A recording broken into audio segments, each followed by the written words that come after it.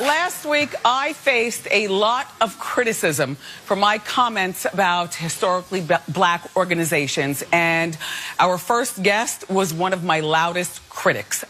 Take a look. Wendy, let me help you out. You do realize that the NAACP was founded by a mix of folks who are black and white. First of all, historically black colleges and universities, Wendy, was a federal designation given in 1965 to recognize these historical universities. They are historical universities. Now, one of the reasons why you don't have historically white universities is because we just simply call them universities. Wendy, let me help you out with something. When you're on TV and you have no idea what you're talking about, shut the hell up. I can admit when I'm wrong. I'm a soldier. Please welcome to our show the host of News One Now, Roland Martin.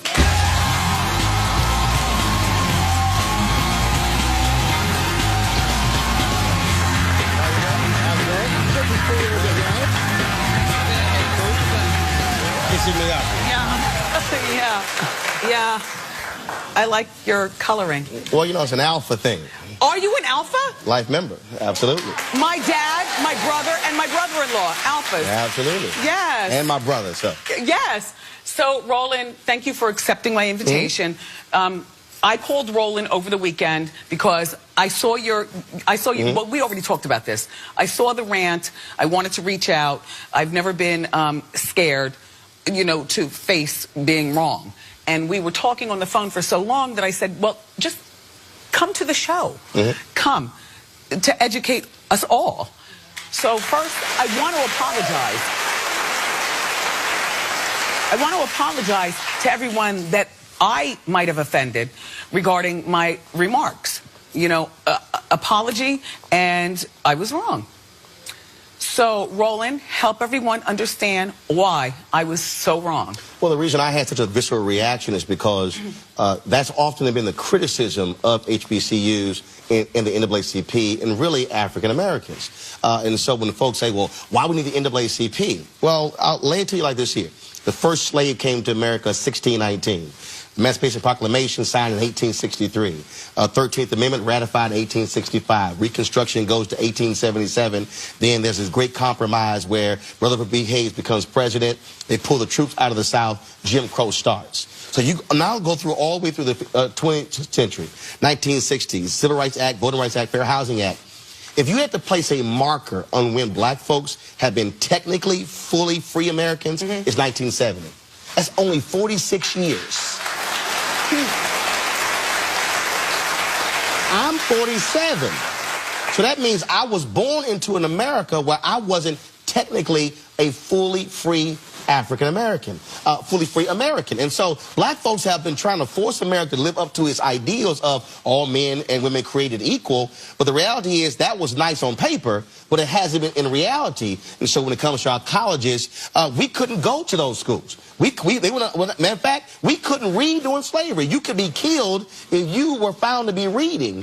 And so that's why it is so critically important. And so NAACP, founded after a race riot in Springfield, Illinois. So why is it that in 2016, we're still fighting for voter rights? We're still fighting for income equality. And so though our institutions are allowing us to survive in America, even though we built this country. So, do you feel that the bigger issue is police brutality or lack of education? Well, first of all, for us, there are a multitude of issues. Okay. W.B. Du Bois said the most important issue of the 20th century is the race issue. That's still in the 21st century.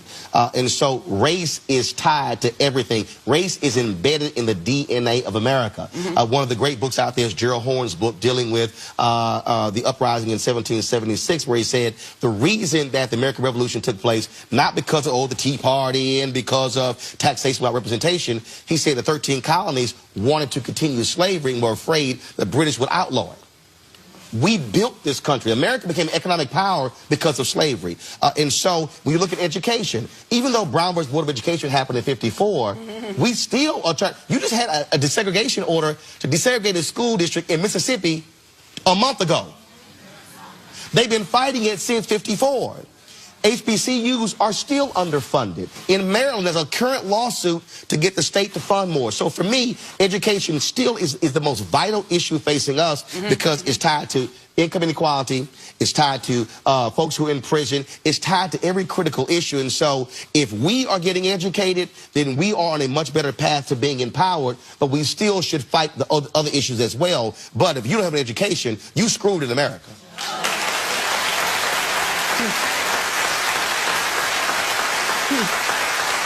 And so the reason why the HBCU part was so major, Wendy, is because I was just in North Carolina where they tried to put forth this bill to slash tuition to $500 a semester, the so-called help these schools. When I said, well, wait a minute, just adequately fund these schools. And so we fought back that particular bill. It got pulled off the table, but they literally were going to pass a law that could have put 3 HBCUs out of business. I stand corrected.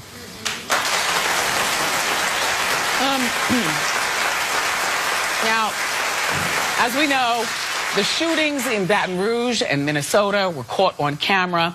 How can we hold the police more accountable without teaching our children to hate cops and fear them? But here's what's interesting. Growing up in Houston, I wasn't raised to hate cops. I don't know of any African American who is raised to hate cops.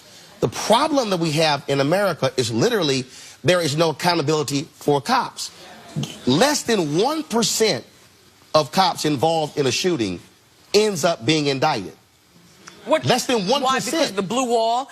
The prosecutors? First of all, the blue wall, absolutely. The relationship between the district attorneys and the police, and also the laws that we have set up are there to protect police officers. They just passed a law in Louisiana allowing, saying if you kill a cop, it's a hate crime. Well, first of all, in Louisiana, they put more folks in prison than any other state in the union. If you killed a cop, you're going to get the death penalty anyway. So trying to call it a hate crime is irrelevant. Same thing in terms of, you just saw 2 laws passed where they're trying to block access to the video in North Carolina.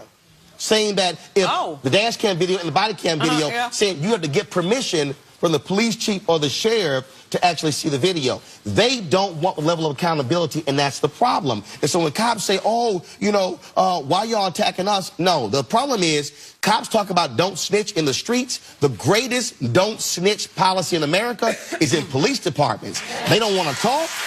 They don't want to turn each other in, and that's the problem.